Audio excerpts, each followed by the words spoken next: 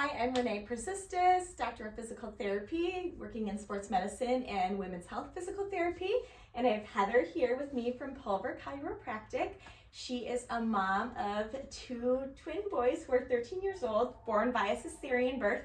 And today we're going to go over 4 pelvic floor exercises that really any mom can work on, whether you're newly postpartum or 13 years postpartum. So we'll take you through those exercises right now. They're graded in intensity, so the first few are the most gentle, working up in progressive nature. So what we're going to start with here, Heather, is lying on your back, and we're going to start with legs up the wall. This movement is really valuable for inverting the pelvis and offloading the pelvic floor of its demands of daily life, and also helps with rebalancing and changing circulatory flow and lymphatic flow. If your legs are really tight through the posterior chain or the hamstrings, feel free to soften the knees. So you can do this in open space or up against the wall, but what Heather's doing here is just lying on her back and then working on what we call core breath, or expanding and breathing into the low rib cage as she inhales, and feeling that breath through the front, side, and back part of her rib cage.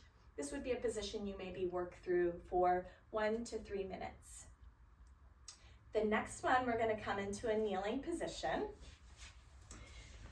And then one knee's down, the other foot is propped out at a 45 to 90 degree angle. This is the inner thigh stretch. The inner thigh attaches, the adductor muscles attached to the pubic symphysis, which has carryover to the pelvic floor. So as you inhale into the stretch, you're going to work through thoracic rotation, improving mobility of the rib cage and the diaphragm. Exhale out of it, and then inhale back into the stretch on the same side, but rotate to the opposite side again, working through thoracic rotation, connecting the diaphragm to the pelvic floor. The third exercise we're going to do is a 90-90 hip rotation with lift. So you'll notice that one side might be easier or harder for you dependent as you do this position. So one hip is externally rotated, the other is internally rotated.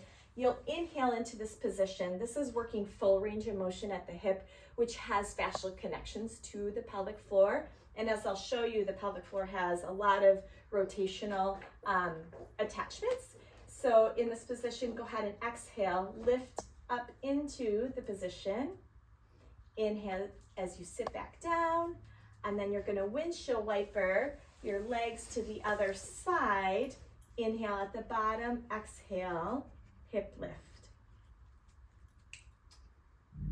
And then lastly, our fourth exercise is up against the wall, and this one is working on deep core, which has connections to recruitment of the pelvic floor, with a hover at the wall, and then your ability to sit deep into the hip joint as you sit back against the wall. So hands and knees lifting up off the floor 1 to 2 inches, inhaling through the low rib cage as you're at resting position for a good core breath, and then exhaling as you sit your hips back to the wall, working on deep hip flexion, which is again giving you carryover to the glutes, which helps support the pelvic floor and their stability function.